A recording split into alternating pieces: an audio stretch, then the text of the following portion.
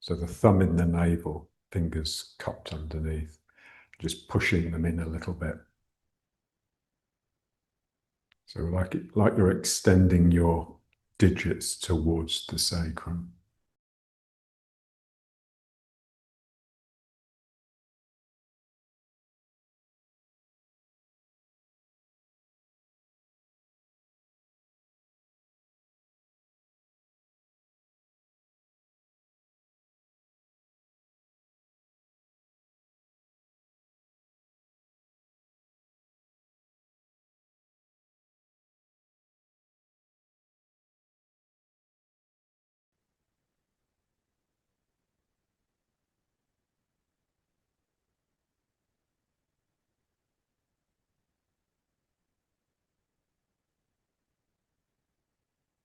So the Greeks, they had 3 different words for love.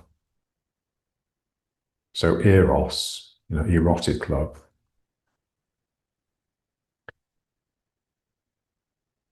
Philos, or philia, which is like friendship. And agape, which is like an unconditional, selfless love. So in a sense, they correspond to these 3 centers. So this one would be eros, the root chakra and the sacral chakra joined together. So it's your passions, if you like your animal instincts.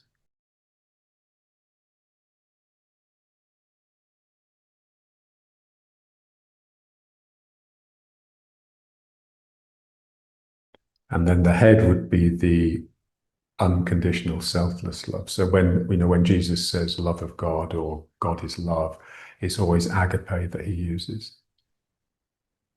And so there's this sense that this is just expanding into that transcendental field that Gilles Deleuze talks about.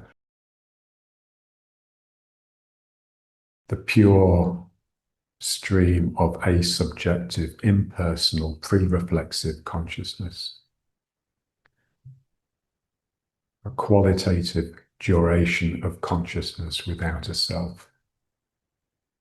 That's basically the aim of spiritual work, is just to sink into that pure consciousness. And then this is just like an in-between. It's like friendship. So when Jesus is imploring the disciples to love each other, that's the word he uses.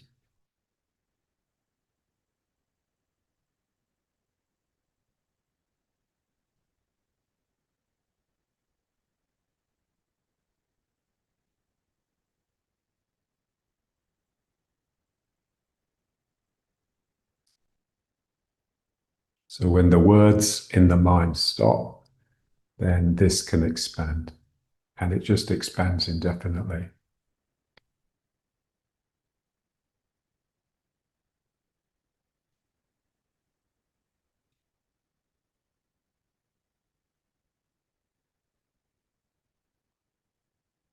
So we use words mainly not to communicate, but to construct our world, to construct our version of reality that we prefer to live in.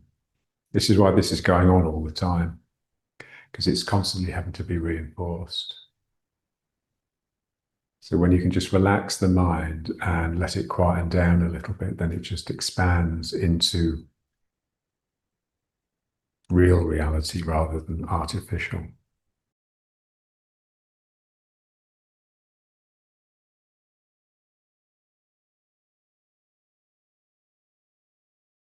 Pull in the belly. You just start off by really contracting this muscle. You want to feel that it is a muscle, it's something that can really contract, and then something I can force to expand.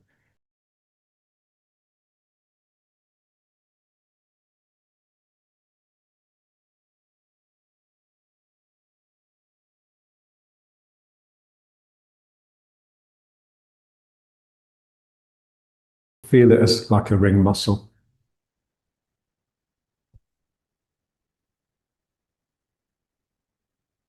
So when it expands, it's that feeling of pushing, like you're pushing to shit.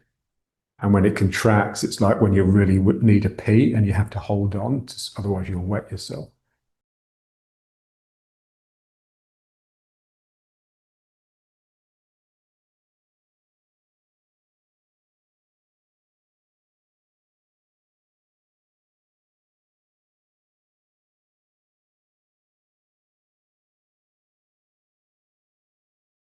holding on and letting go.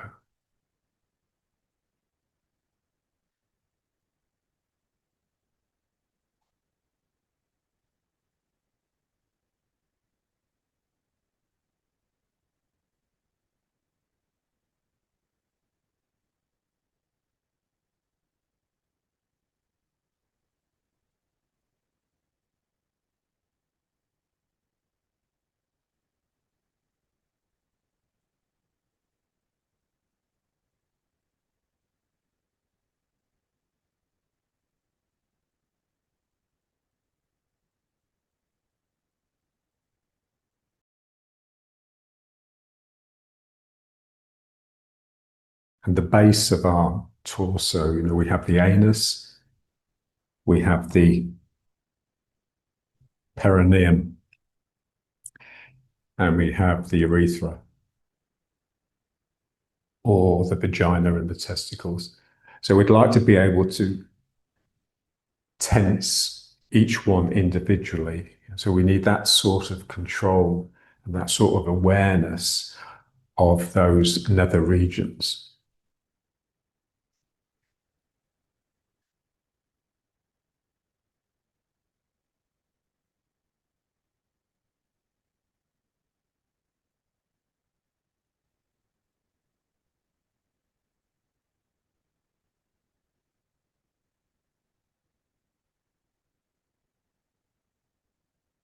And then just soften it, and it just becomes the breathing exercise.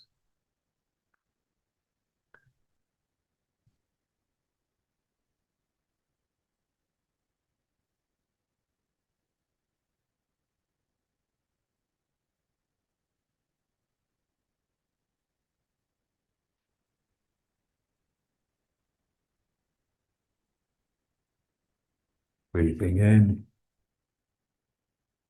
breathing out.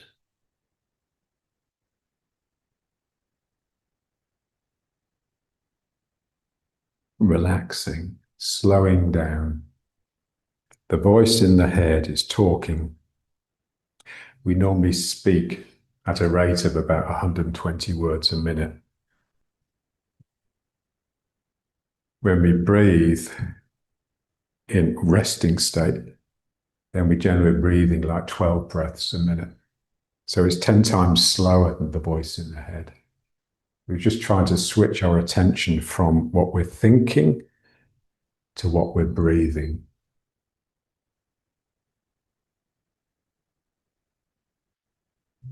In an attempt to relax the mind.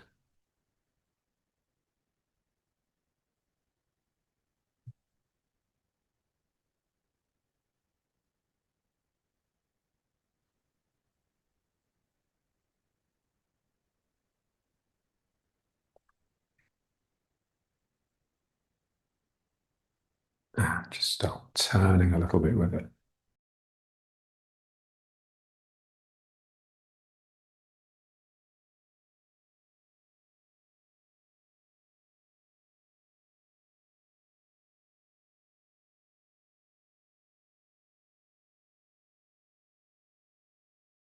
There's a wriggle in everything that we do.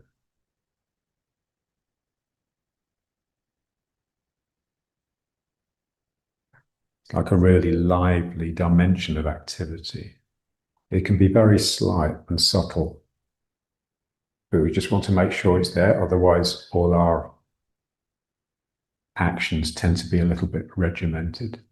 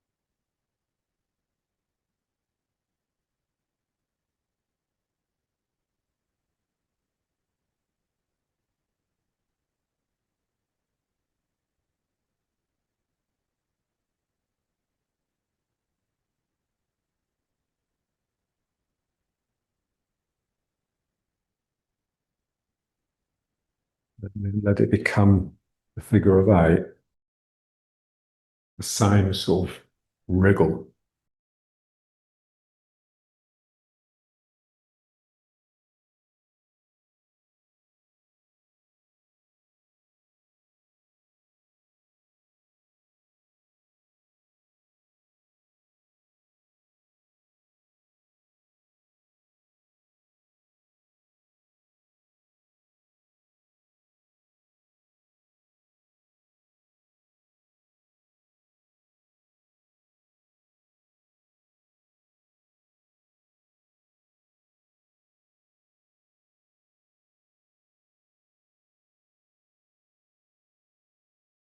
It's as though the two figures of eights are sort of contesting with each other. It's like a squabble going on.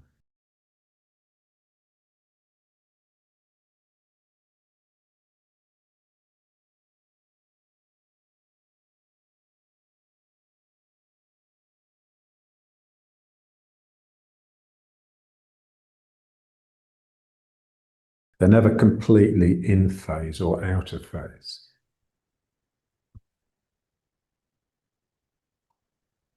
because they feed on that energy produced by the fight, by the squabble.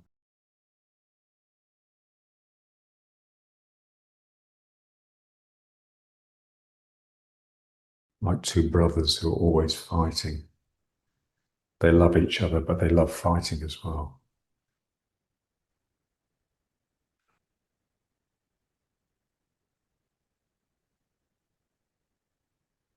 And then just bring it back to rare. Feel this. Now, all of that sort of twisty, turny activity is now just being drawn back into the Danchen. The sense that that sort of action just comes from deep within your animality, your sort of your lower back and sacrum. Now let's try the reaching.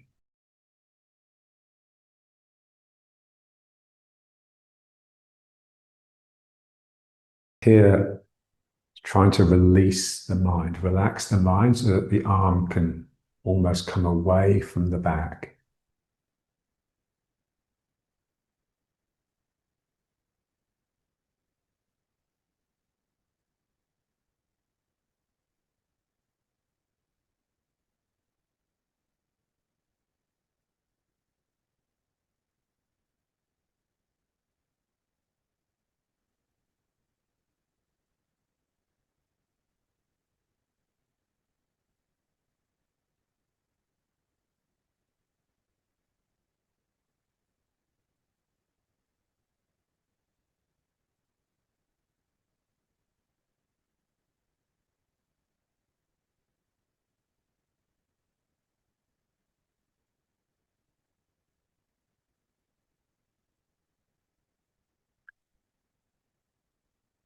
Imagine a person in front of you doing the same thing.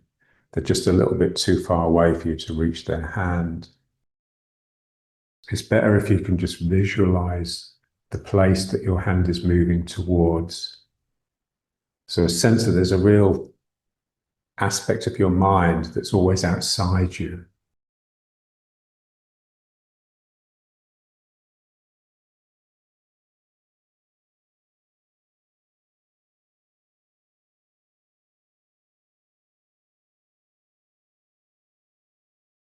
But when we're doing the Tai Chi form, we're visualizing the attack from the other person that we're reaching towards and then yielding to.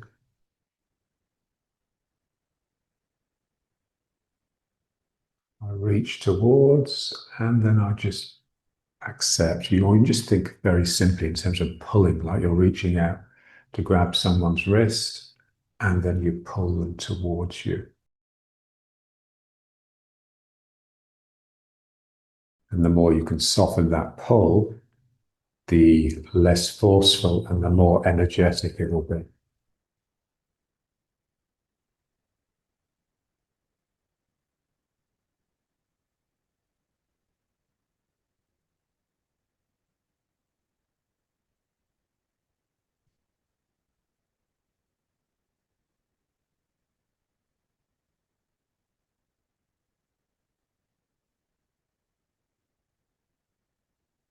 Now reaching up.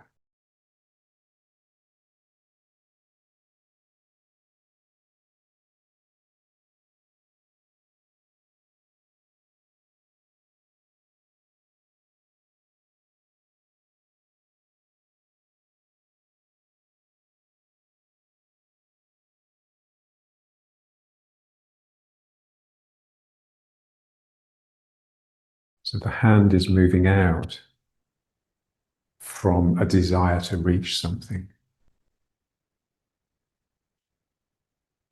rather than from an instruction you're giving yourself. You see this thing above you in your mind's eye, and your hand just has to reach towards it.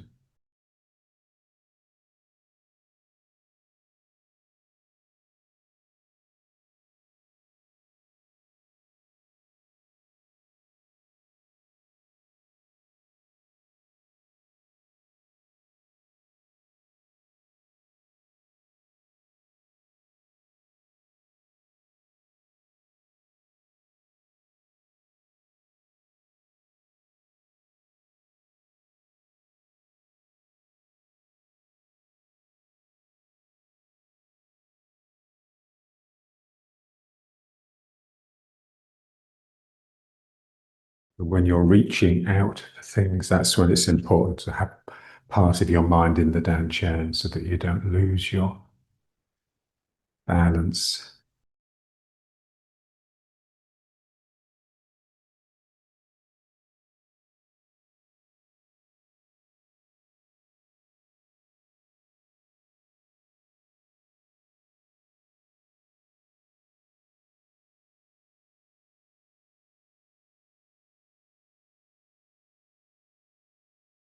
Now let's reach to the sides.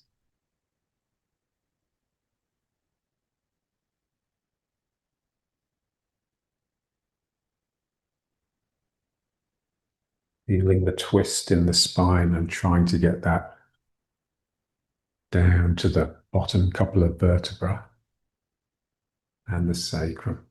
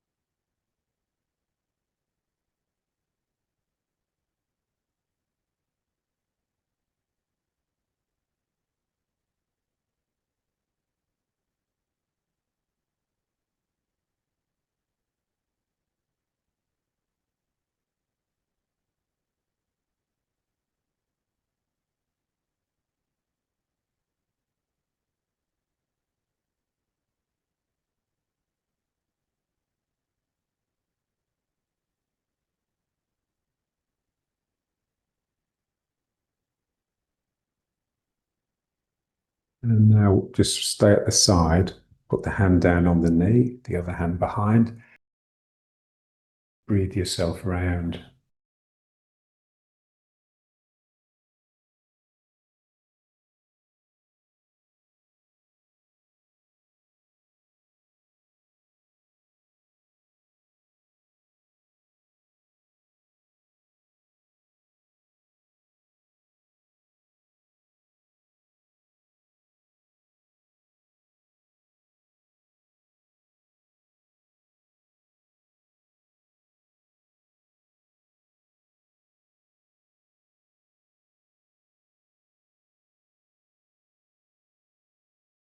And slowly releasing that.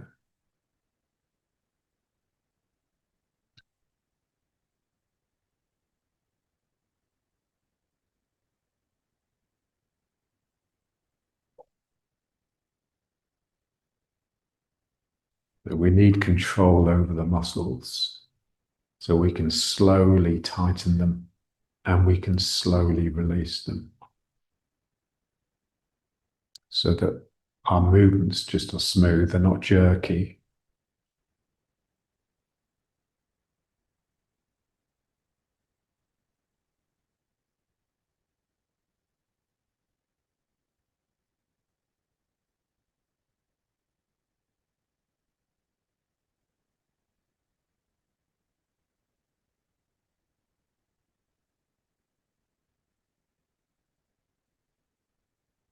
and slowly release.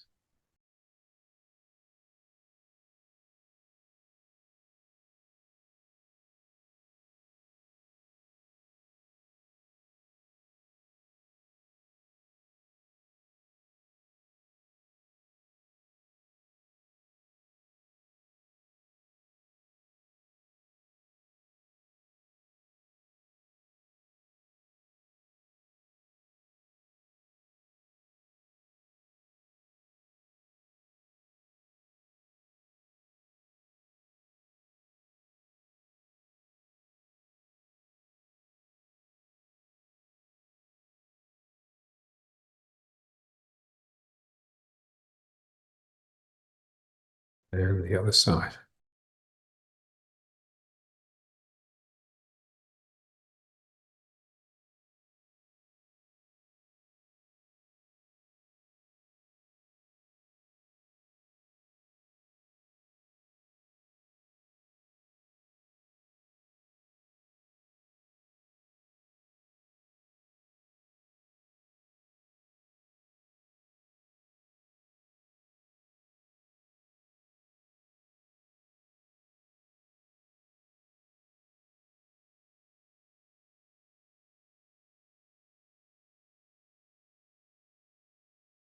Then back round. Okay, let's try a little bit with the stick.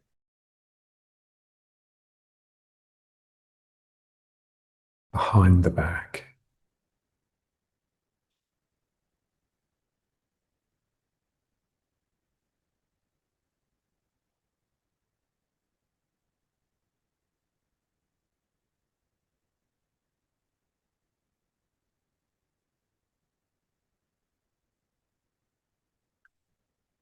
A bit like ironing the spine.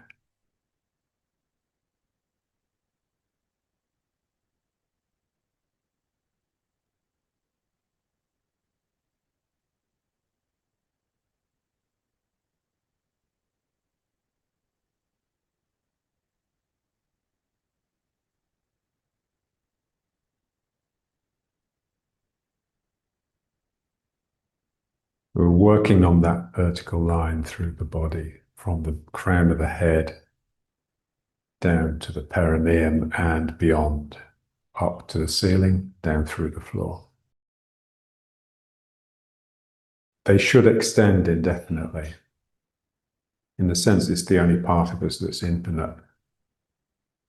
And of course, what we do is try to control that and rein it in. And that's why we get tense in the middle of the back.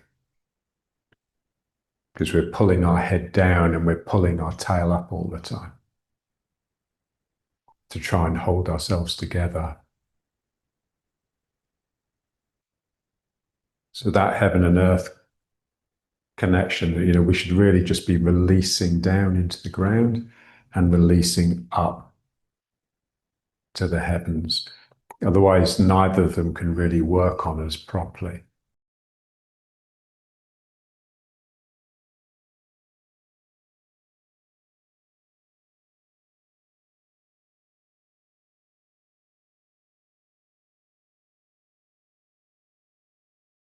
If we can release the spine, the earth and the heavens just working on you all the time.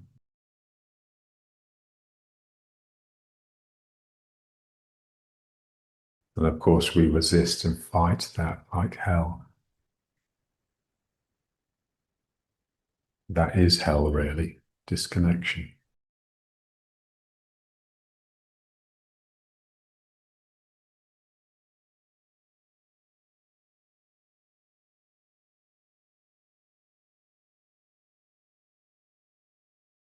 But when we meditate, we see that extending line.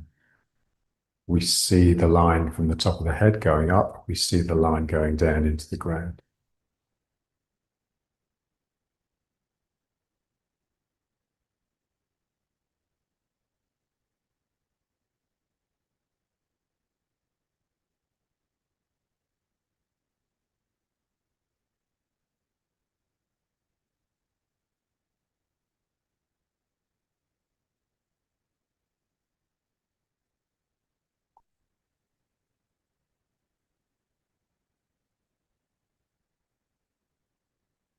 And then bring the stick up to behind the neck.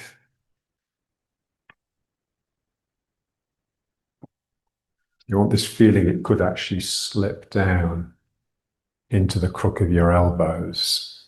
So don't let it pull the head forwards. And then just start gently turning.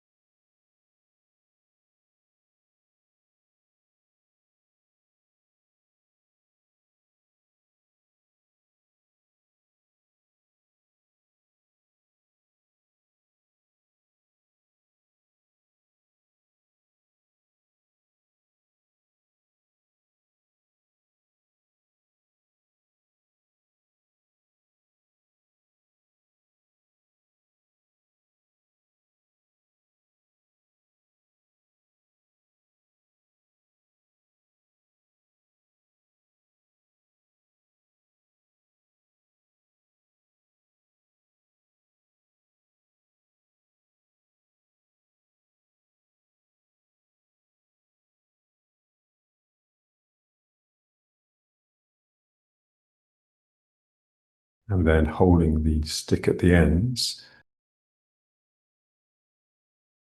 it's really opening the shoulders down, up, and back.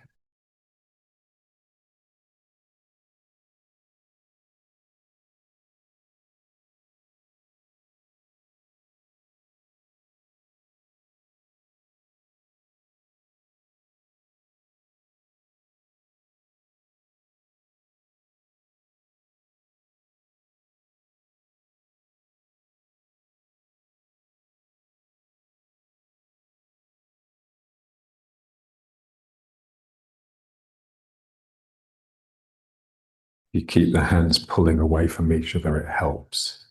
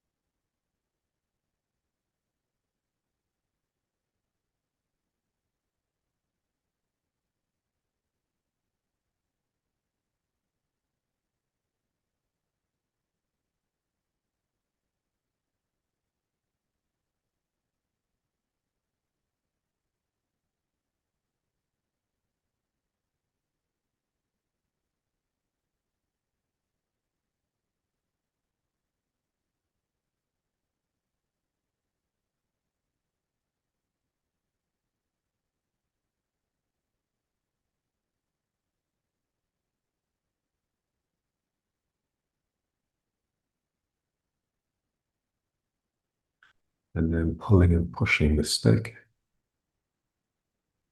pulling the hands apart.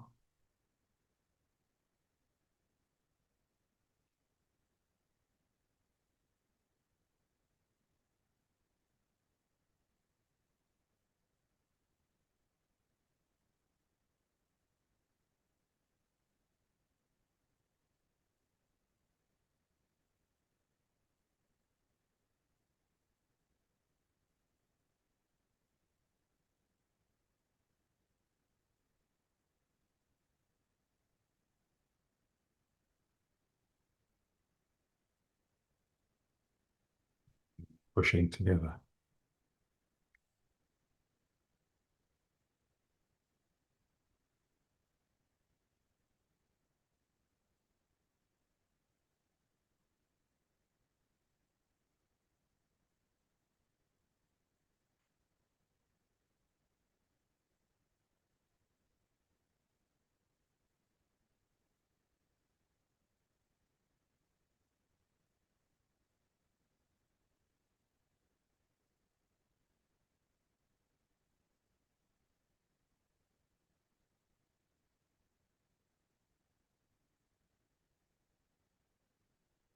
and pulling again.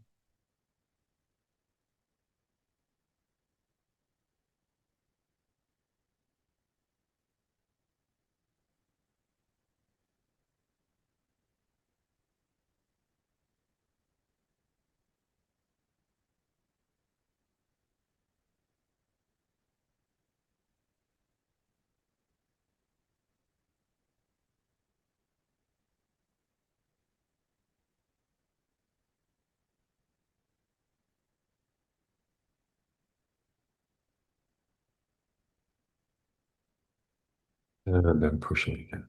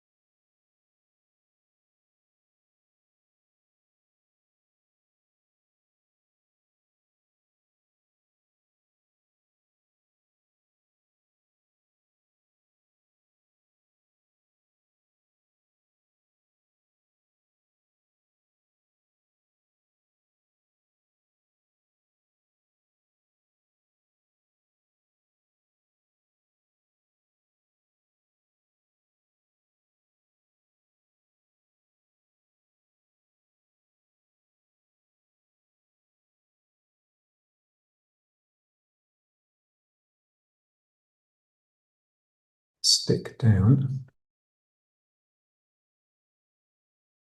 Back to prayer.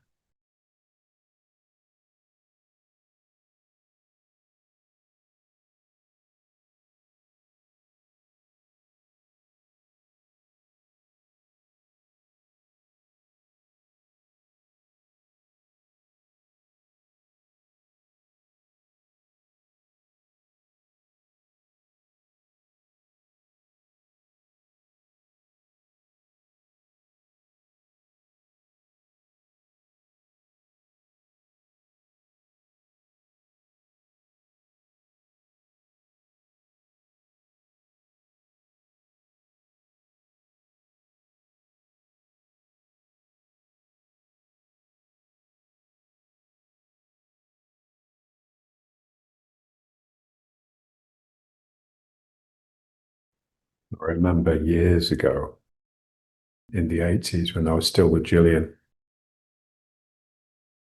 Rupert Sheldrake saying to me, Stephen, it's so important to have prayer in your life. So, I was listening. So I said to him, what do you use? He says, I just use the Lord's Prayer because it just gets everything in so succinctly. He says, but it could be anything.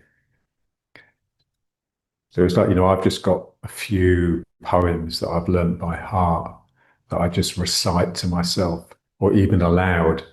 When you feel the meditation getting a bit sleepy or dull, and it's just so difficult to get that levity feeling, just need to sort of use the voice a little bit and just offer it's just an offering really that you're making to the Tao, which is this expression of beauty and commitment.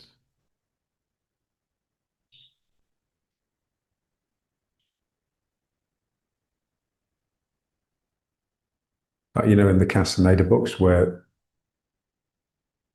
Don Juan takes him out to pick herbs because Castaneda wants to learn about medicinal plants.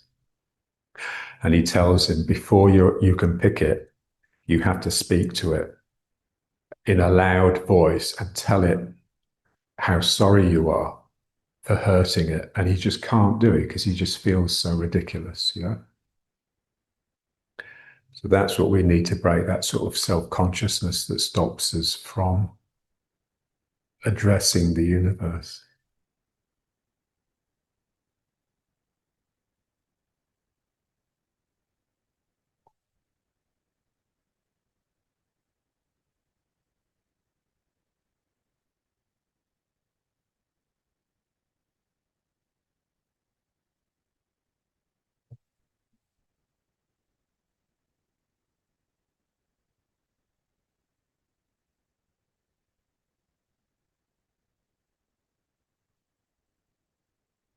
remember my little brother coming home from school and telling me very seriously, today we learned the most beautiful, no, the best poem ever written in English. I says, oh, what's that? So he recited Daffodils by William Wordsworth to me. And I was just struck by its beauty, you know. This little kid reciting this thing enthusiastically from memory. There's something about, you know, they call it learning it by heart, don't they? So it really does involve the heart. It's inside you, it's working on you all the time, even when you're not saying it.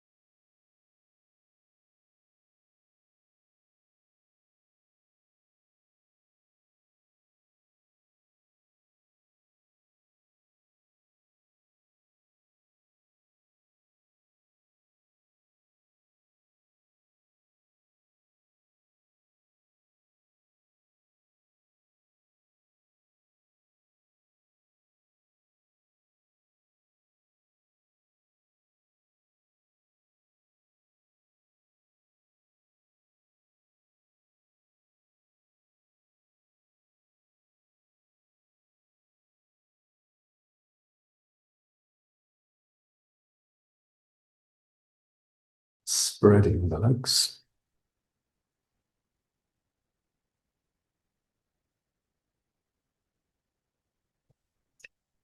So this one is the only stretch that John ever really practiced, but he did do it for hours a day.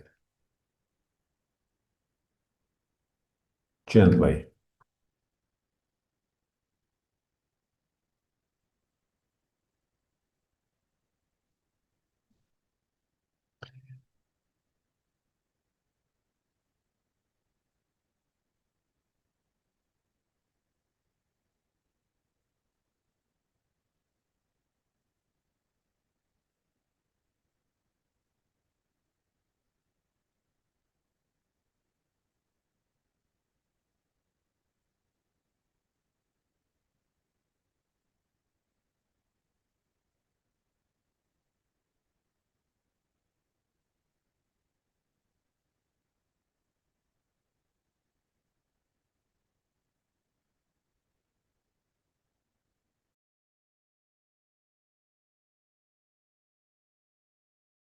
I feel the sacroiliac joints.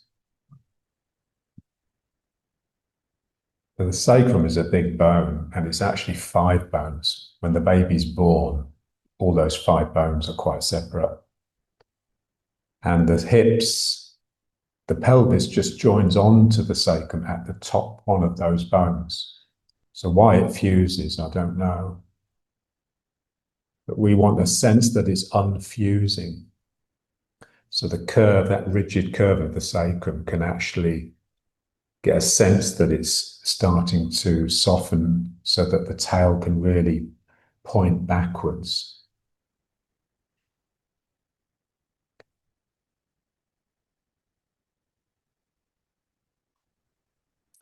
Want to really soften those joints. Only a little bit of movement is possible in them, but we want to make sure it is there.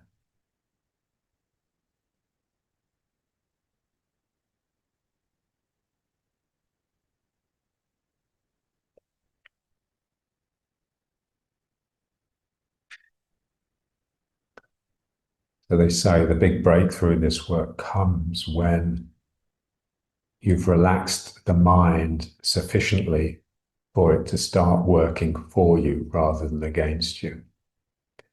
So the normal tense, anxious mind, if you try and put it on something, it'll just make matters worse. So we want a really soft, warm, smiling mind that as soon as it looks at something, it encourages it to relax and open up.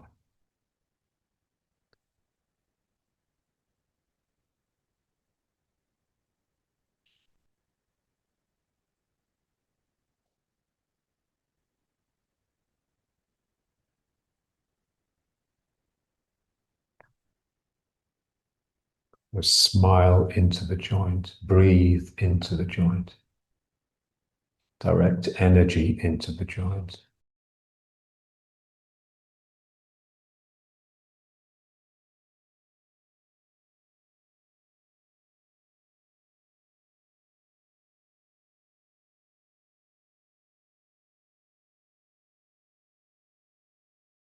And just be careful because when those sacroiliacs do actually start softening, it hurts.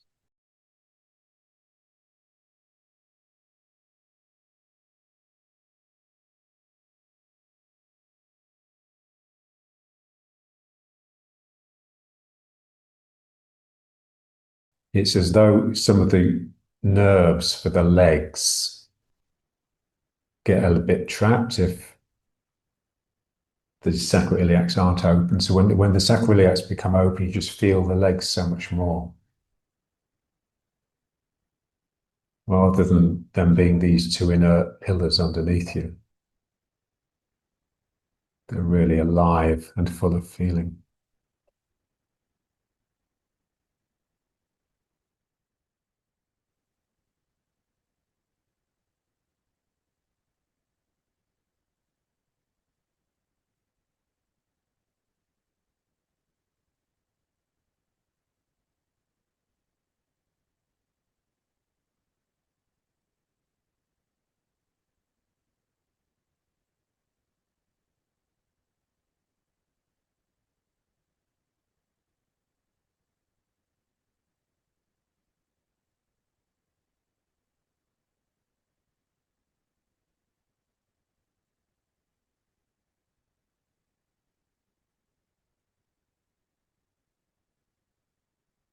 We've got the vertical spine again, but it feels so different than when we're sitting cross-legged.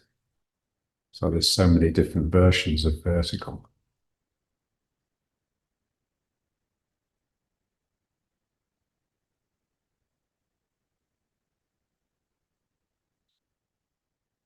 And then let's go down into the fetus. So first reach up, extending upwards. See the fingers going all the way up to the ceiling, and then just keep extending as you go down. So the spine is endlessly stretching. And then let it just release. So once you're down, just let the hands work forwards on the ground.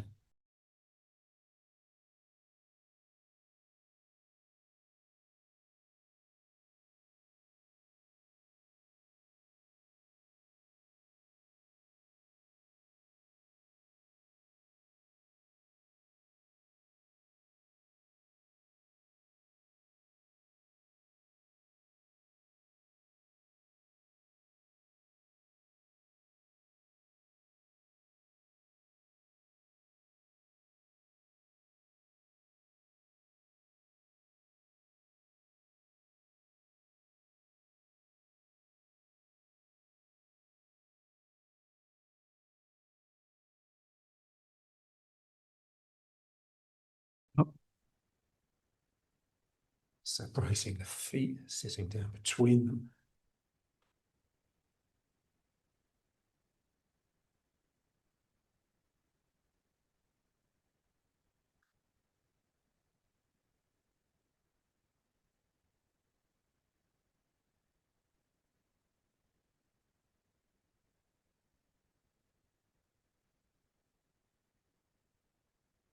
And again, down into fetus.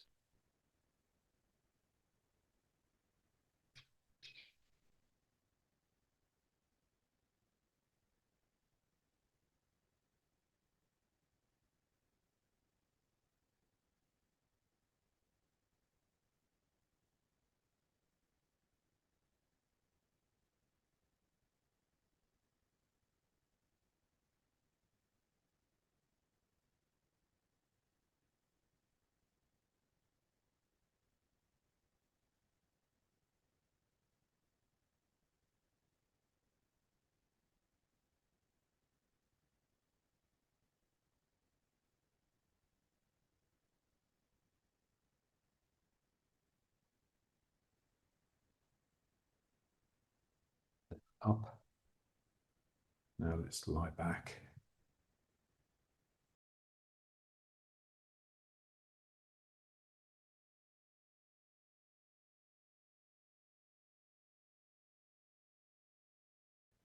Pulling the knees up and apart a little bit. You're pulling them up enough to get the sacrum to peel off the ground, and then just breathe and let it slowly go back down. Trying to get a little bit of movement in the lumbar spine.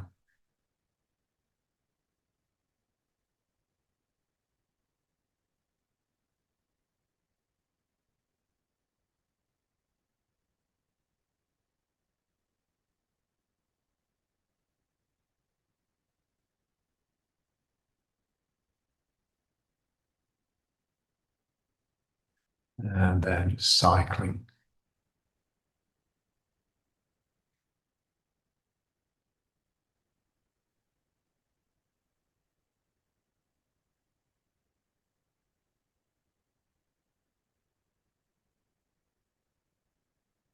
Feel the hips and the sacroiliacs again.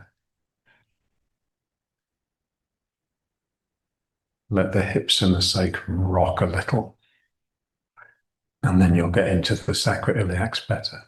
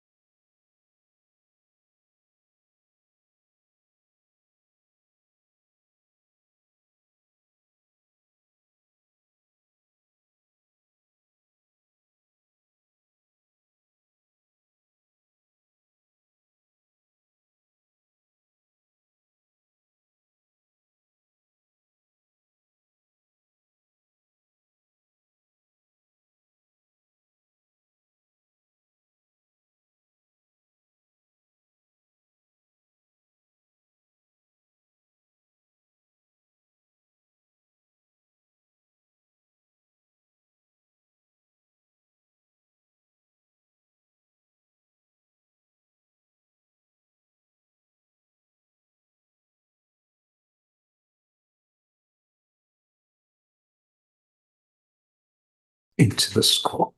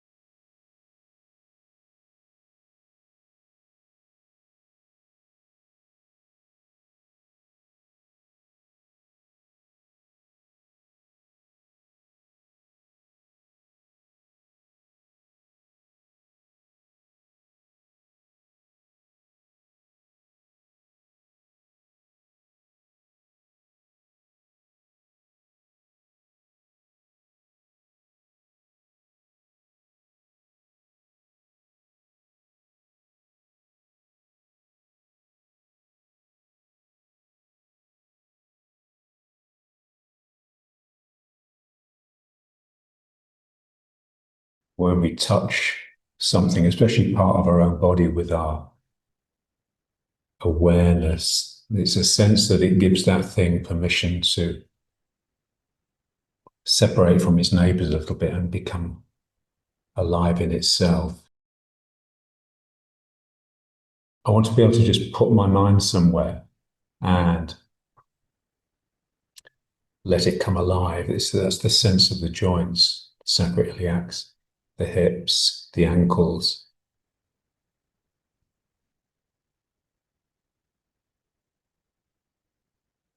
the neck.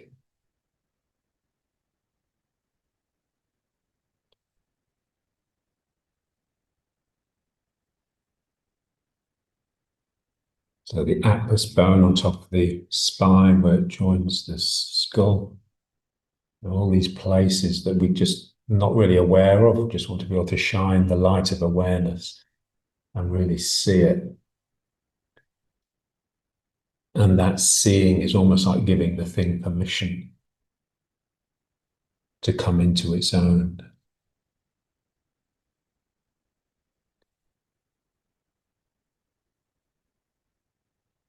The jaw, that gets really tense, especially when we're sleeping, when we're dreaming.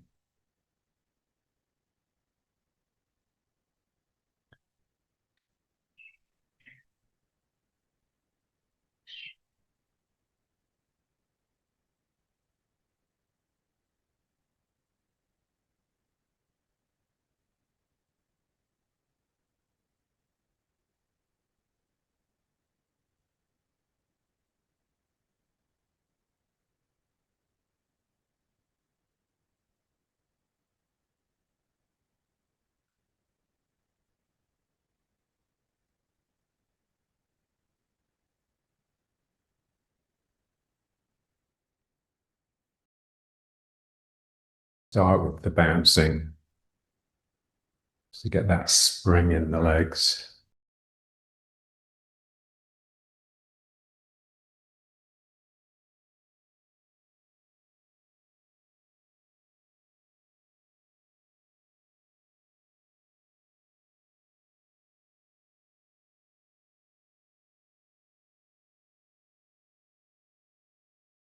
Feel it gradually widening across the sacrum, the legs opening, especially in the groin.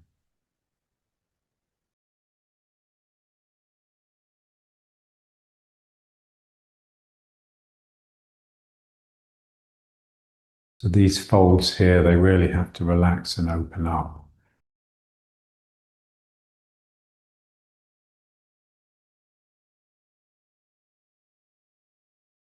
And that seems to be quite unique to Tai Chi. So when I've encountered like yoga people, Pilates people, because they don't have the strong legs, they're just flexible. When they stand, they really tense up in the groin, partly because they want to pull their tummy in so that they look slim, but also to sever themselves from the ground so that they can think. Because whilst energy is flowing through you, whilst gravity is allowed to operate energetically upon you, you can't think. So to start engaging in language thinking, you've got to cut off from the ground by straightening the legs.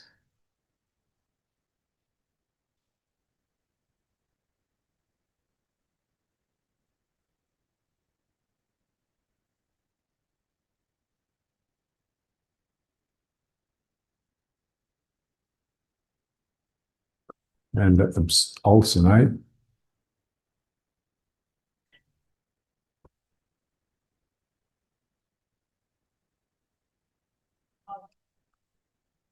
One at a time. We just see, when we become a little bit single weighted, suddenly the one becomes two.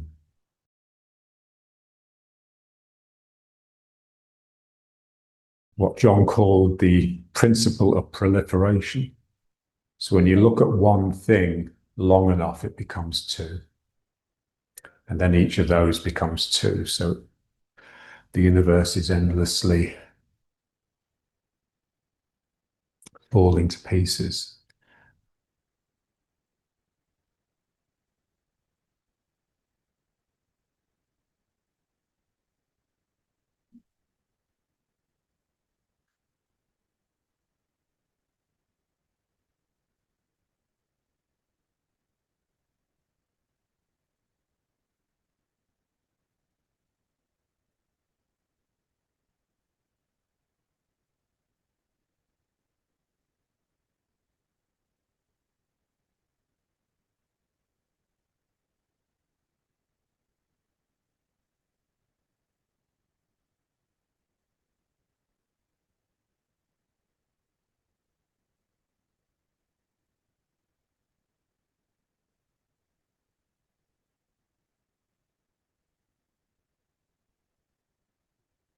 and then just widen slightly and riding horse, so feeling that flow through the body, the down of gravity. I have to soften sufficient to feel gravity as a flow of energy rather than a force, a flow that I'm allowing inside the body.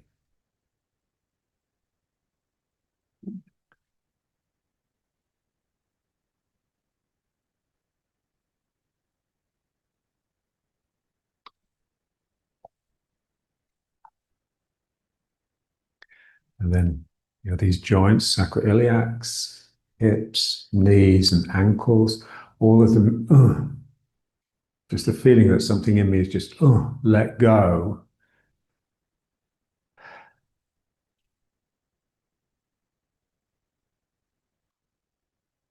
What I'm wanting is for this downward flow to stimulate the creep upwards from the ground.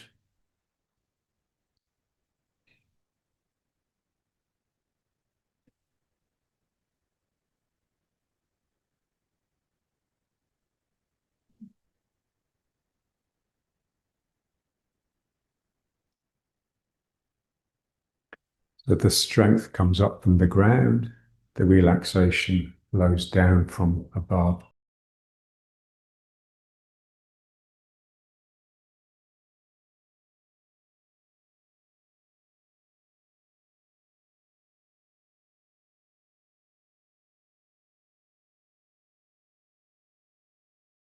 Let's try the chair.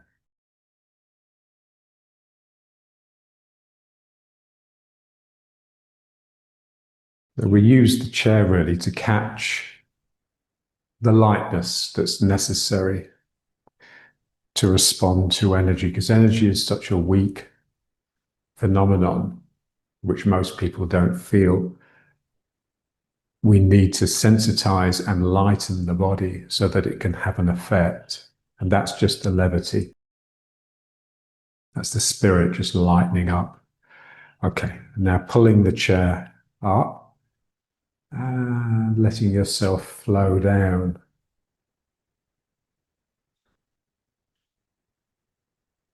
And then pushing down on the chair and letting yourself flow up.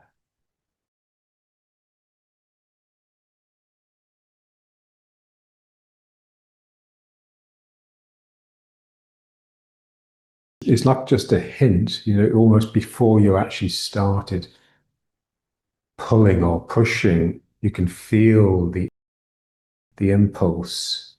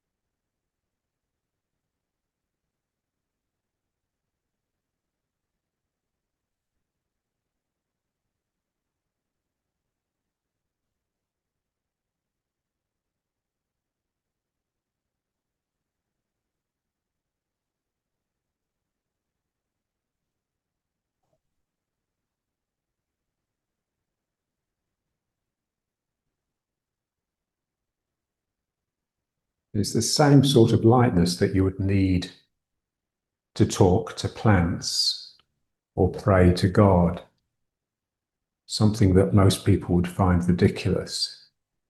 It's only possible when you lighten your spirits and become a child.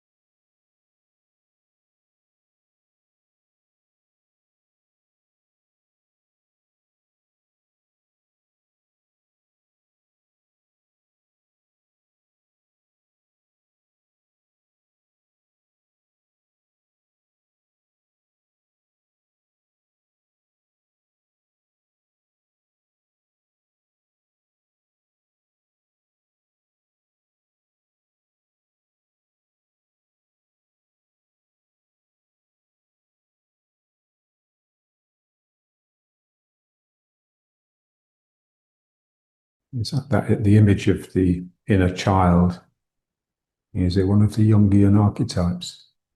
So inside each of us, there's a traumatized child that needs to be healed. So they have all these techniques where you visualize yourself as a child and just surround yourself with love. That's pure heart work.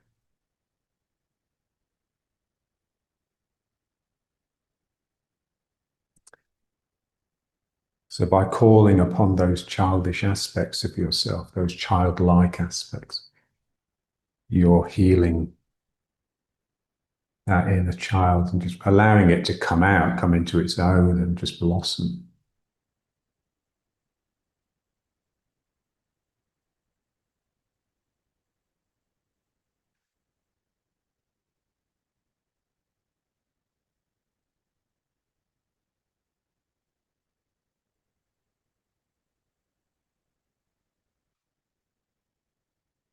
Remember your childhood.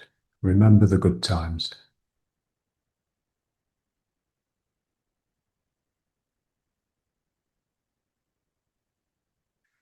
Now let's widen it a little bit and pushing the chair left and right to move yourself right or left.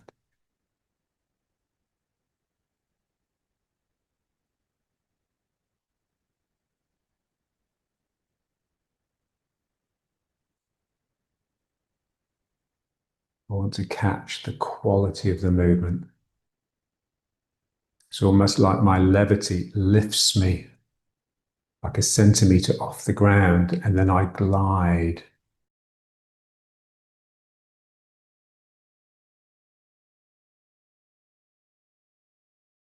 It's easier to feel when you're doing it with another person. So I will stand in front of them. We're both opposite each other, looking at each other. And now I'll just put my hands out like this, or one arm, and they will use that to move themselves side to side, a bit like I'm the chair. And then I'll say, okay, now you be firm and move me from one leg to my other leg with that same gliding quality. And it is interesting because they just naturally really raise their spirits just to lift me a little bit off the ground. So it's just, it's natural.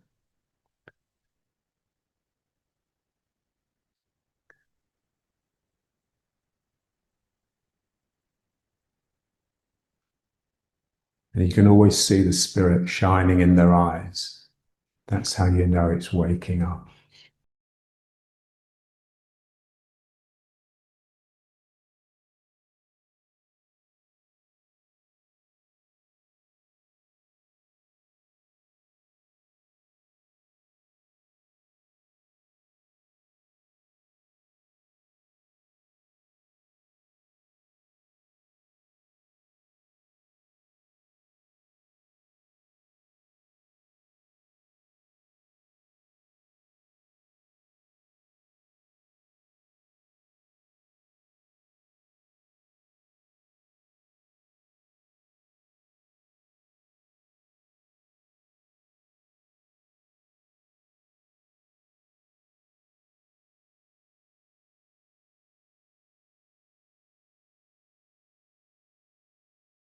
Eyes that are so clear, they're almost frightening.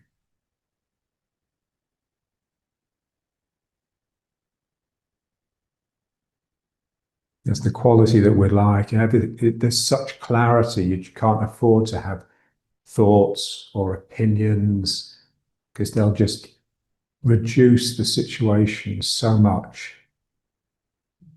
I just have to be suspended, let myself just suspend in space in this energetic in between gravity and levity.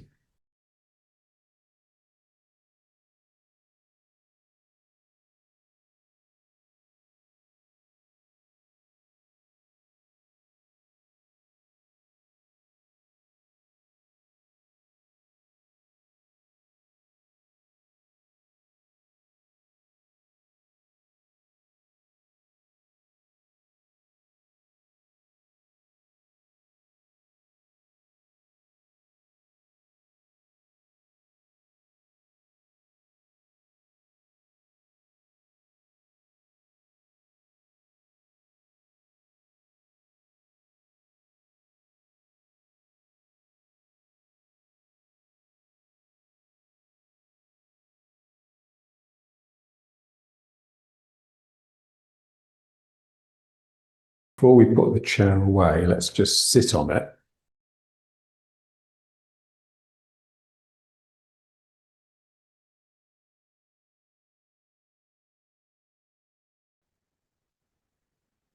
And this exercise that people hate, which is a good enough reason to do it. So just leaning back a little bit, you can grip the chair wherever the seat or the legs and just cycling. So the same cycling that we were doing lying down, you can just feel it rocking the sitting bones on the chair. And you just want to go long enough that you start aching in the belly.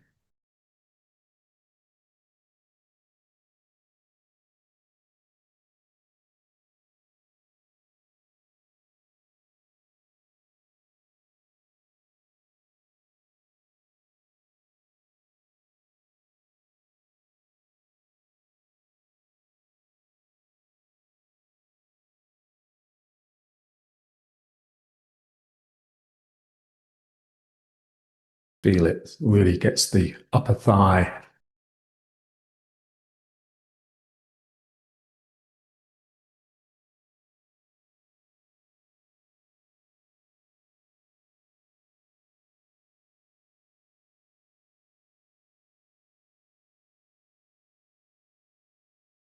And now just moving from leg to leg, but with that same feeling, like we're moving ourselves with the chair. That same feeling of sort of floating from leg to leg.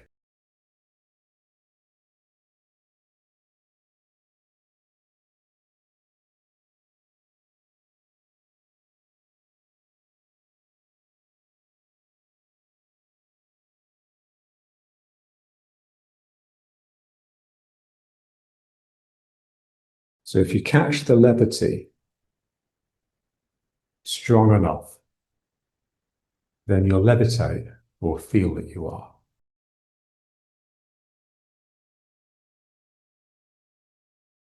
The trampoline, I sink into the leg, the energy comes out, and my body follows it. The delay between the energy flowing and the body follow. The body has real inertia. It never really moves quick enough to pick up momentum, but the inertia is always there resisting the energy.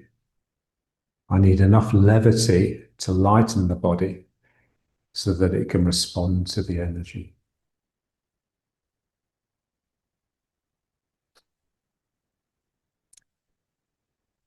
Remember, the levity doesn't make me physically lighter.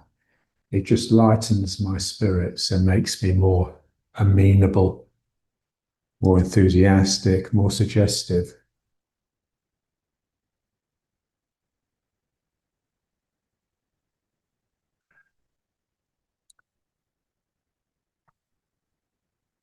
Feel that moment when you're still moving in this direction, but the energy is already being thrown in the other direction, and then, ooh.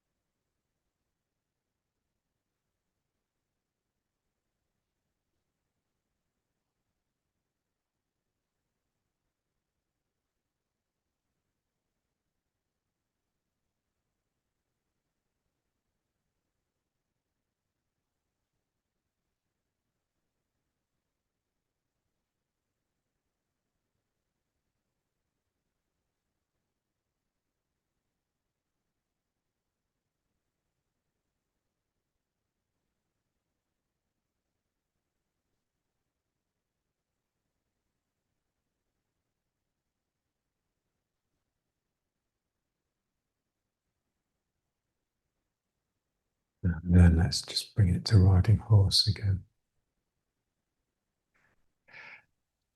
Feel that gentle flow down. The kickback of that, the sort of recoil, which is the strength coming up from the ground. And then just feel the sky lifting your spirits. The geocentric and the heliocentric. And now I'm just this little piggy in the middle. I'm suspended between these two forces, these two pulls, tensions. And then just bring your mind to the sacrum, so hanging heavily.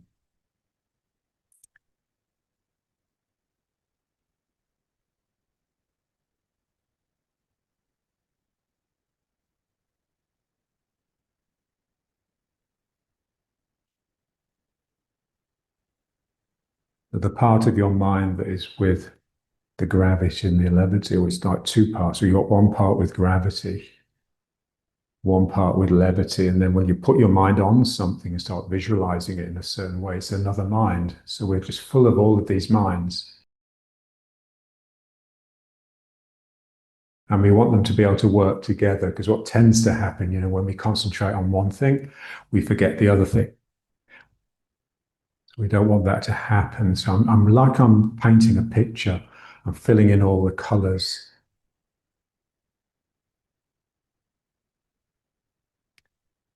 Feel the sacroiliacs coming down, just holding on to the top of the sacrum. It's only the top vertebra of the sacrum. Sacrum is 5 vertebrae, they're all fused together. It's holding the top. The other ones could actually separate and just hang and dangle with the coccyx. We want that feeling.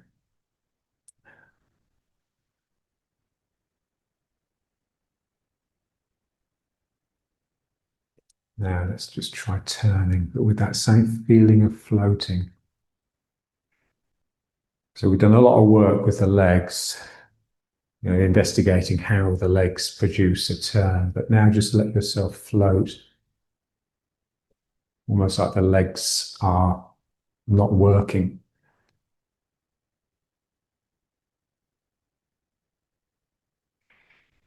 It's like the levity is turning me rather than the gravity, rather than the legs against the ground.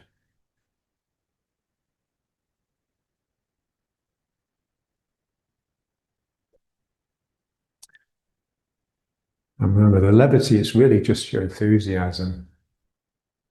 There's something in me has to just really yearn to reach around to the side.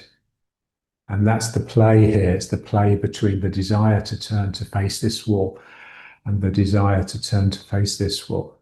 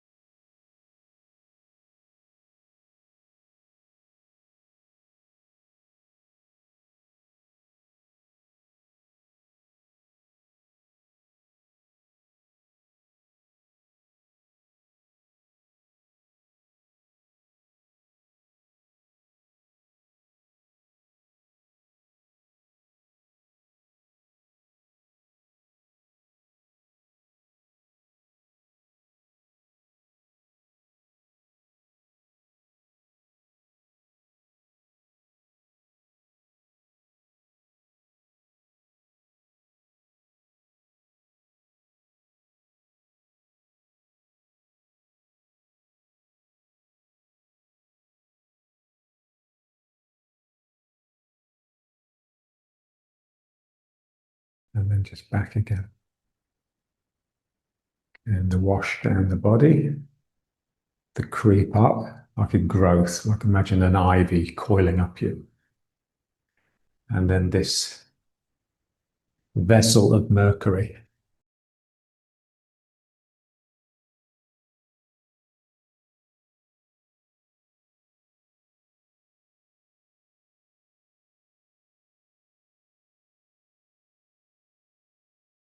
Now let's move from leg to leg with the pulling. So I'm straightening this leg to get it to be completely straight, and then I relax that, let it bend, and it will pull me towards it.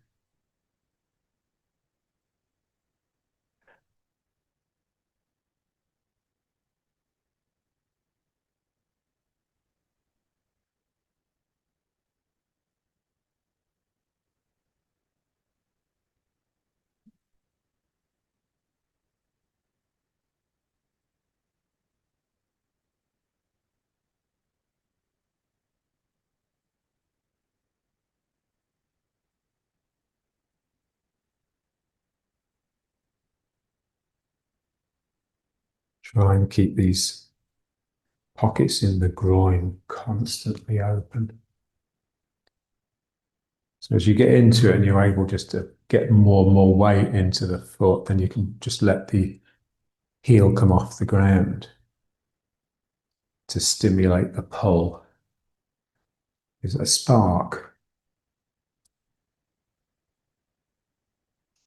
And the other way of moving is just really smooth and languorous. It's like there's nothing sparky about it, whereas this is like a burst, and that starts the movement.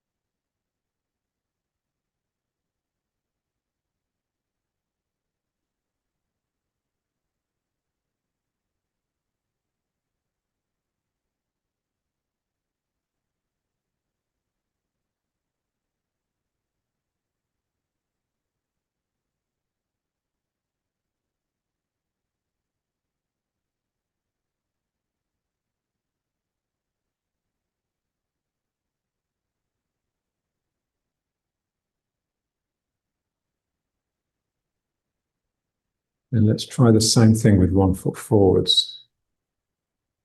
I'm straightening the leg and bending the leg. Straightening the leg.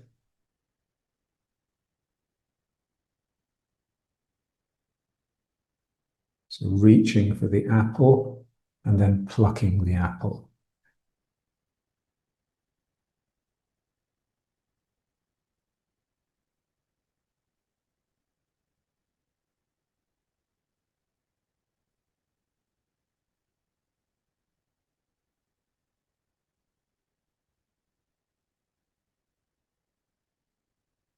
All the while gravity is pulling at your sacrum.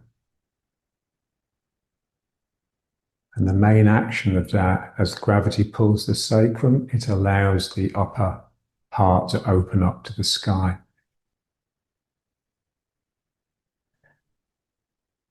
So ideally, we want this connecting to the ground, this connecting to the heavens, and this connecting to the other person. But that is difficult.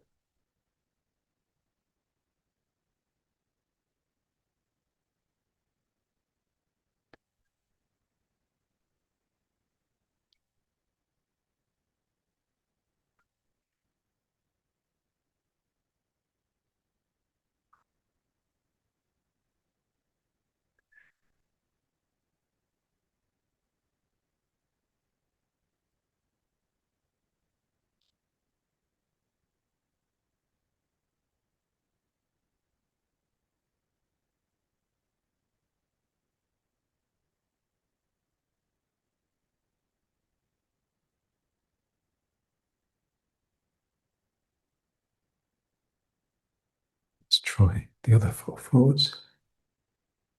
So straighten the leg and then bend it.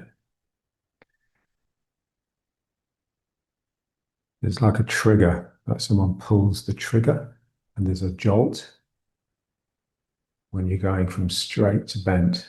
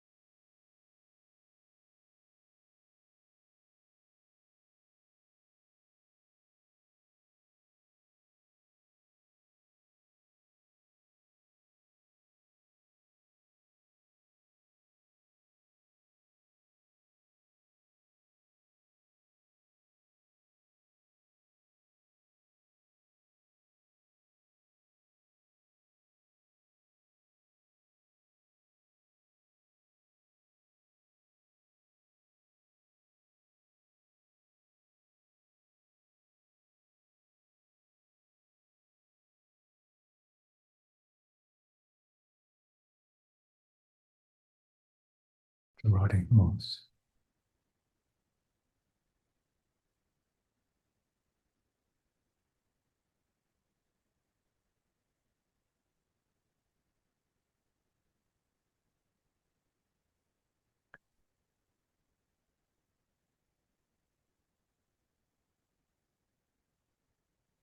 I remember John telling us about Dr. Chi. So when Dr. Chi came and lived at John's place in London for 9 months, Dr. Chi would teach the classes. John said one of the things he was always doing was just trying to get the students to sink more. And he used to say, thighs parallel to the ground. The guys that do that are the sumo guys. They spend 2 hours every day with their thighs parallel to the ground. So not only do they get immensely strong legs, they're just really open here, all the way around that joint. That's the feeling we want. So that there's no stiffness in the legs that's impeding the pull down of the sacrum.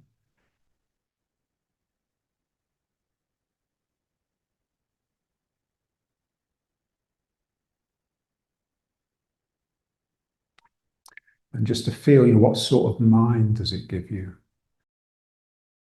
It's like the closer to the ground you get, the more down to earth you are, and the more the mind can just see things as they really are without your opinions,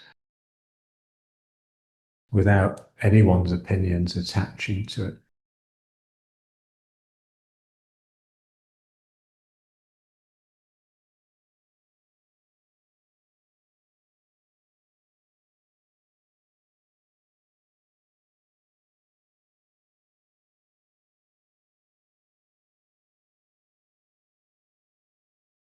First, lifting the foot. Feel yourself going around the foot. Yeah, so this thing we had of, pulling with the foot, you have to really feel your inertia, your reluctance to move. So this foot really has to pull to get me moving into it. It's so difficult because the temptation to actually use this leg to push yourself across is so strong. But if you do that, then all around the sacrum will just tend to bunch up. So I send my foot out and I just pull with the foot. I keep the heel up, pull with the foot, and then put the heel down and go around the foot. So you stay down and you come into the foot in a certain way. It's almost like you come into the foot from underneath rather than from on top. And it just feels so different and much more alert and alive. So the foot goes out, and then I just try my best to stay here, and I just pull with the leg. Slowly I'm drawn, but there's a sense I'm dragging myself under the ground to this foot. And then it's like I'm there, I'm rooted, and this foot can come up without me wobbling so much.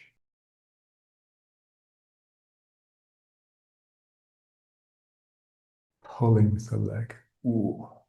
And so the knee goes up, the heel goes up, but this actually drops down, has a feeling that it's going back. And then I suck into the foot.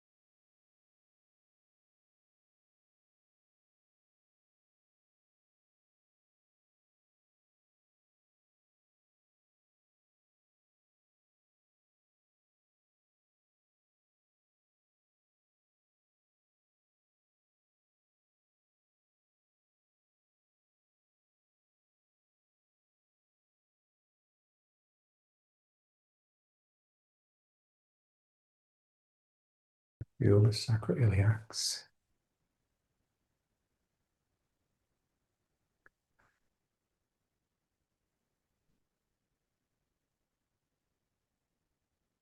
Gradually, as we work, assuming we're not getting too tired, then the spirit will just charge up, and we'll start touching heightened awareness, and then the joints in the body naturally spring open, and you just become really capable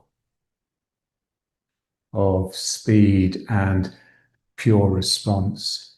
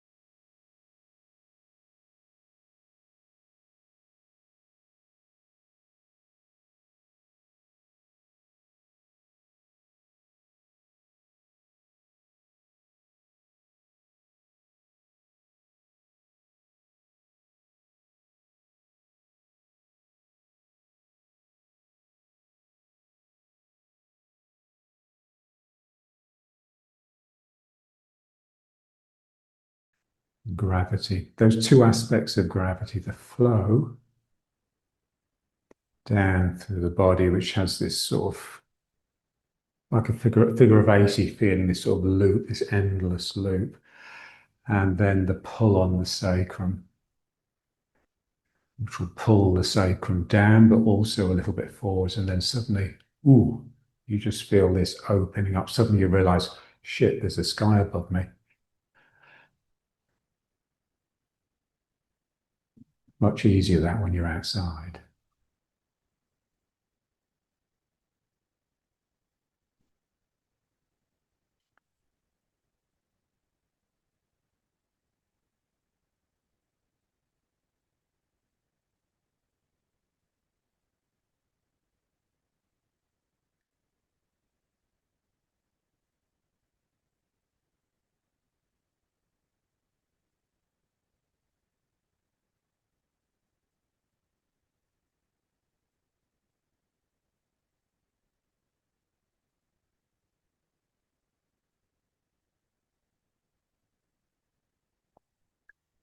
Feel the Danshan gently pulling into itself.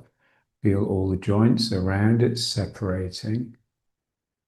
And then just feel the head quietening but opening, expanding.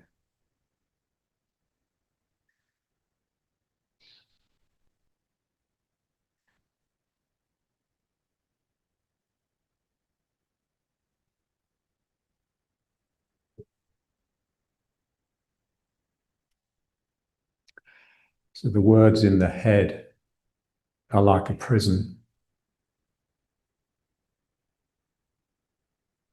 And Simone Weil, she said, instead of breaking out of our prison, we spend all our energy redecorating it. So we just think different thoughts, but it's the same wrong use of the mind. I just want my mind just to expand and just become aware of this pure consciousness that's connecting everything.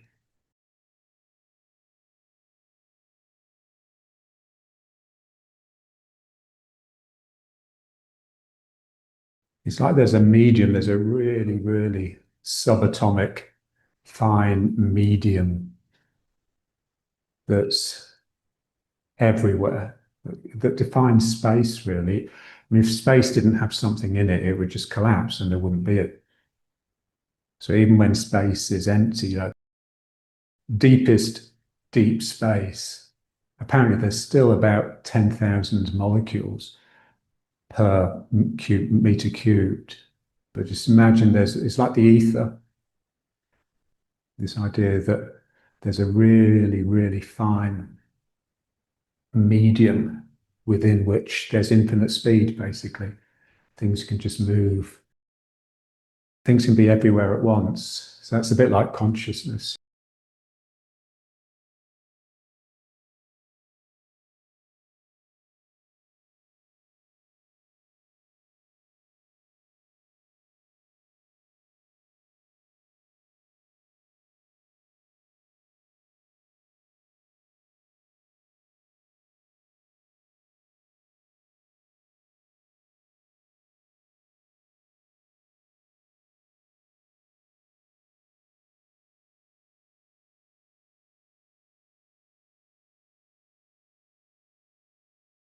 And then let's bring the feet up.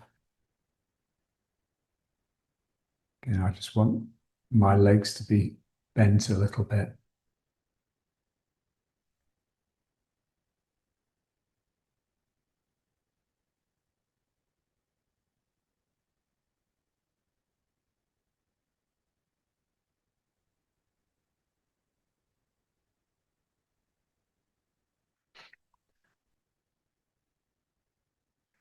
It's like you're being buffeted by the gentlest of breezes.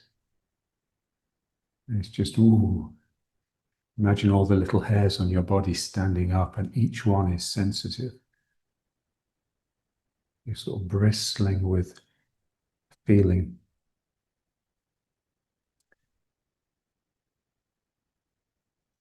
So a mind that is with the feeling rather than the facts.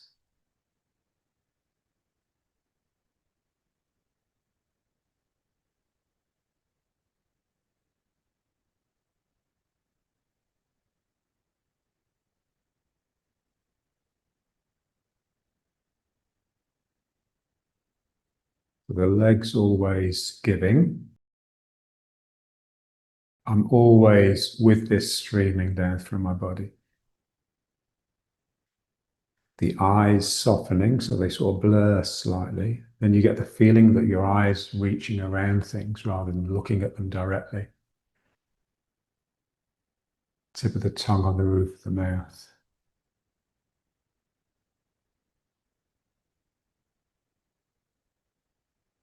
A little bit of the mind here in the dantian.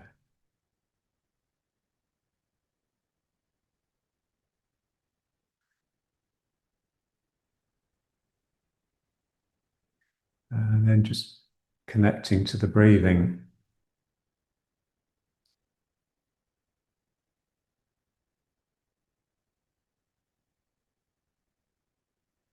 And then some of the yogis, they'll actually quieten or slow the breathing down so much, it's almost as though they're not breathing. And then they can really just feel the pulse of the whole body. So like the craniosacral rhythm. That's about 6 times a minute.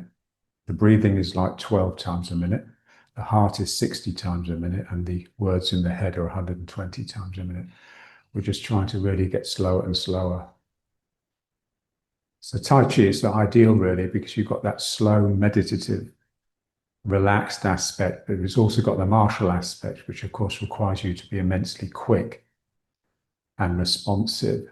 So there's part of you that bristles nervously, like a little mouse that's gone out to find food. Another part of you that just is just oblivious to the world, really. It's just with these deep, deep, deep rhythms.